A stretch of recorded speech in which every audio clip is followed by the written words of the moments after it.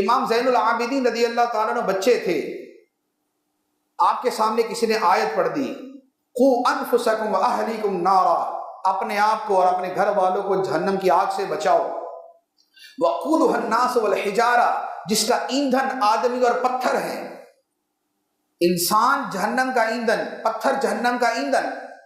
تو امام زین العابدین بچے تھے، رونا شروع ہو گئے۔ کسی نے پوچھا بیٹا کیوں رو رہے ہو؟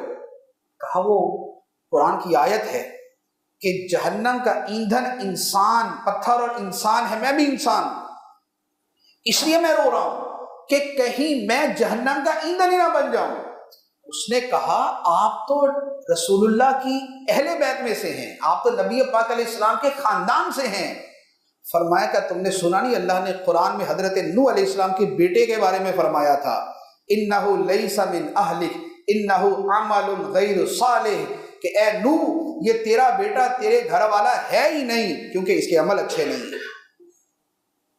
لیکن مجھے ڈر ہے کہ کہیں میرے اعمال کی وجہ سے یہ نسبت مجھے کام نہ دے۔ اس نے کہا کہ اچھا چلے نسبت کا معاملہ اپنی جگہ، لیکن آپ تو بچے ہو، آپ تو چھوٹے بچے ہو، چھوٹے بچے کا تو عذاب نہیں ہوتا۔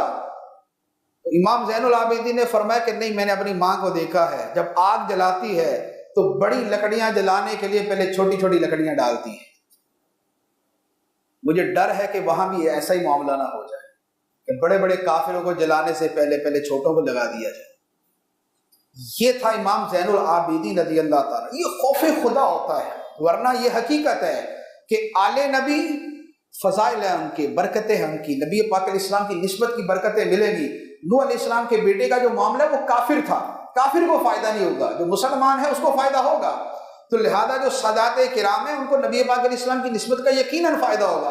اسی طرح بچوں پر یقیناً برے اعمال کی وجہ سے گرفت نہیں ہوتی، گناہ نہیں ہوتا، لیکن شخصیت بھی تو امام زین العابدین ہے، ہستی بھی تو اتنی بڑی ہے، خوف خدا بھی تو ان کا ویسا۔